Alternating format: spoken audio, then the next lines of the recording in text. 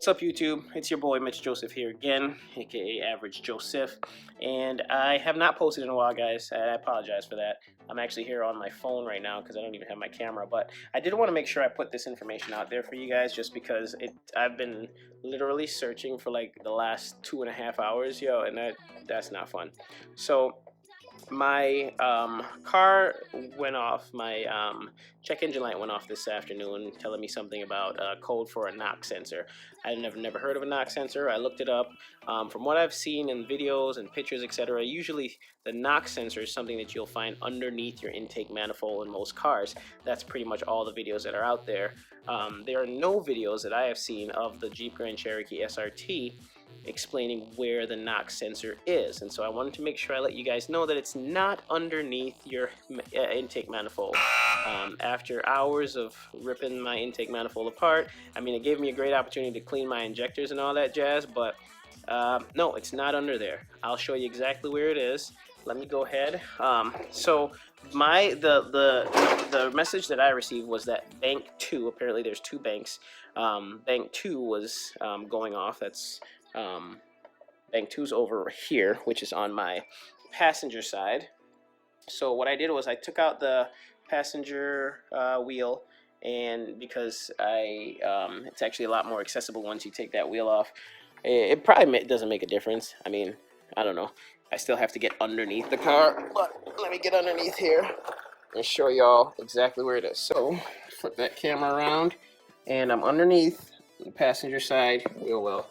And here it is, guys. That right there, that little hole, that is where my knock sensor was.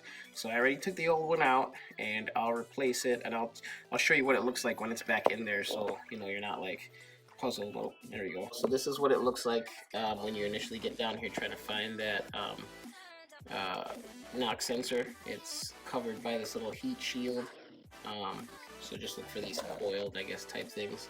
It's actually underneath your exhaust manifold, or closer to your exhaust manifold, I should say, not underneath it. And it's underneath your car, so you're gonna have to jack your car up, put some jack stands under here, and the sensor is gonna be right under there. Now this is bank 2. I imagine that bank 1 is gonna be on the opposite side. I haven't actually looked. Haven't actually looked for it because that's not the one that's going off right now. But I imagine that if I did look, that's probably where I would find it.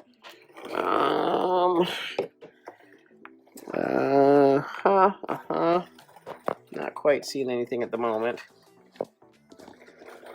But also the car is uneven, so I've only had one side the passenger side tilted up, so it's not exactly accessible. So on that side it's closer to my face. So yeah, that is exactly where the knock sensor is.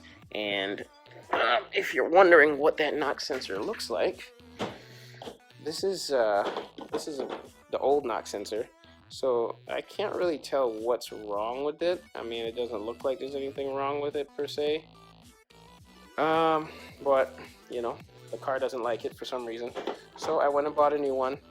It came total after taxes was about $23 at Napa Auto Parts. I called AutoZone, and it was $17, I think, for them, 19 and some change after taxes. The only reason I went with Napa is because they're a lot closer to me than AutoZone, but I mean, you know, a couple bucks different, so I didn't have to drive 20 minutes out of my way is worth it for me. So I'm gonna go ahead and throw this new knock sensor on. Hopefully that helped you guys out, because man, I've spent the last 2 hours trying to locate this thing. I took my entire intake manifold off. I figured since I was under there, I might as well clean my injectors out and all that jazz. But yeah, I didn't need to do all that, and that could have saved me 2 hours of work. So yeah, peace.